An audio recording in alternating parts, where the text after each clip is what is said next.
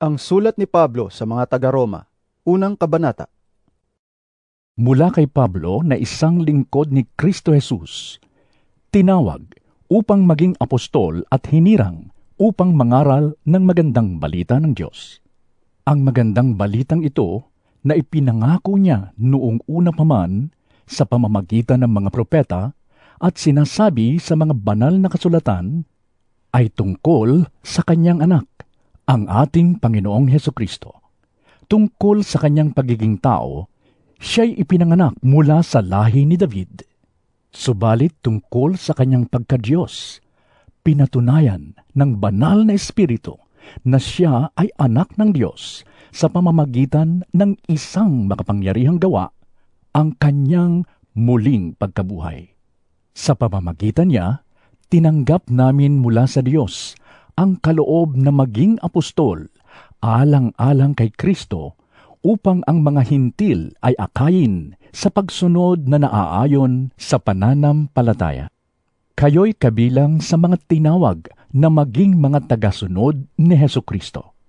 Sa inyong lahat na nasa Roma, mga minamahal ng Diyos at tinawag upang maging banal, sumainyo nawa ang pagpapala at kapayapaang mula sa Diyos na ating Ama at sa Panginoong Hesukristo.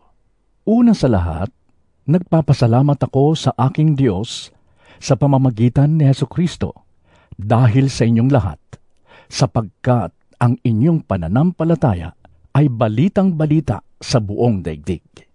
Saksi ko ang Diyos na pinaglilingkuran ko ng buong puso sa pamamagitan ng aking pangangaral ng magandang balita tungkol sa kanyang anak, na lagi ko kayong idinadalangin. Lagi kong hinihiling na loobin nawa ng Diyos na sa wakas matuloy din ang pagpunta ko riyan. Nananabik akong makita kayo upang mamahagi sa inyo ng mga kaloob ng Espiritu sa ikatatatag ninyo. Ang ibig kong sabihin, upang magkatulungan tayo sa ikalalakas ng bawat isa sa atin sa pamamagitan ng ating pananalig sa Diyos.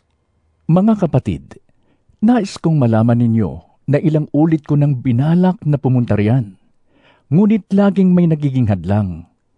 Nais ko ring makahikayat dyan ng mga sasampalataya kay Kristo tulad ng nagawa ko na sa ibang mga hintil. May pananagutan ako sa lahat ng mga tao, sa mga sibilisado man o hindi, sa marurunong at sa mga mangmang. Kaya nga, nais ko ring ipangaral dyan sa Roma ang magandang balita. Hindi ko ikinahihiya ang magandang balita, sapagkat ito ang kapangyarihan ng Diyos para sa kaligtasan ng bawat sumasampalataya, unay sa mga Hudyo at gayon din sa mga Griego. Sapagkat sa magandang balita ay pinapakita kung paano itinutuwid ng Diyos ang kaugnayan ng tao sa Kanya. Ito ay sa pamamagitan ng pananampalataya, buhat sa simula hanggang sa wakas. Tulad ng sinasabi sa kasulatan, ang itinuring ng Diyos na matuwid sa pamamagitan ng pananampalataya ay mabubuhay. Nahahayag mula sa langit ang puot ng Diyos laban sa lahat ng kalapastanganan at kasamaan ng mga taong dahil sa kanilang kasamaan ay hinahadlangan ang katotohanan. Sapagkat ang maaaring malaman tungkol sa Diyos ay maliwanag dahil iyon ay ipinapahayag sa kanila ng Diyos.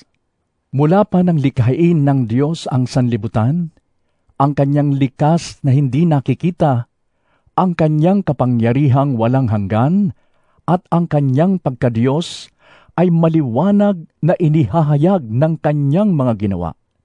Kaya't wala na silang maidadahilan pa. Kahit nakilala nila ang Diyos, siya'y hindi nila pinarangalan bilang Diyos, ni pinasalamatan man.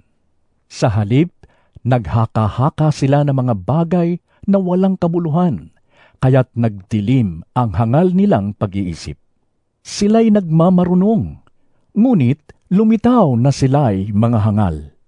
Tinalikuran nila ang kaluwalhatian ng Diyos na walang kamatayan at ang sinamba nila'y mga larawan ng mga taong may kamatayan, ng mga ibon, ng mga hayop na lumalakad, at ng mga hayop na gumagapang. Kaya't hinayaan na sila ng Diyos sa kanilang maruruming pagnanasa, hanggang sa hindi na nila mapigil ang paggawa ng kahalayan sa isa't isa. Tinalikuran nila ang katotohanan tungkol sa Diyos at pinalitan ng kasinungalingan. Sinamba nila at pinaglingkuran ang mga nilikha sa halip na ang lumikha, na siyang dapat papurihan magpakailanman. Amen. Dahil dito'y hinayaan sila ng Diyos sa mahahalay na pagnanasa. Ayaw nang makipagtalik ng babae sa lalaki ayon sa likas na kaparaanan, at sa halip ay sa kapwa babae sila nakikipag-ugnayan. Ganoon din ang mga lalaki. Ayaw na nilang makipagtalik sa mga babae ayon sa likas na kaparaanan, at sa kanilang kapwa lalaki sila nahuhumaling. Ginagawa nila ang mga kasuklam-suklam na bagay, kaya't sila'y paparusahan ng nararapat sa kanilang masasamang gawa. Dahil ayaw nilang kilalanin ang Diyos, hinayaan sila ng Diyos sa masasamang pag-iisip at sa mga gawaing kasuklam-suklam. Naging alipin sila ng lahat ng uri ng kasamaan, kabuktutan, kasakiman, maruruming pag-iisip, pagkainggit, pagpaslang, pagtatalo, pandaraya, at masasamang hangarin. Sila'y naging mahilig sa tsismis, mapanirang puri, nasusuklam sa Diyos, walang pakundangan, mapagmataas, mayayabang, mapagkatha ng kasamaan, at suwail sa magulang.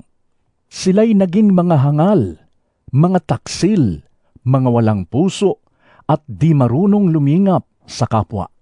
Nalalaman nila ang utos ng Diyos na karapat-dapat sa parusang kamatayan ang mga gumagawa nito. Gayunman, hindi lamang patuloy sila sa paggawa nito, kundi sumasang-ayon pa sila sa mga gumagawa rin ng mga ito.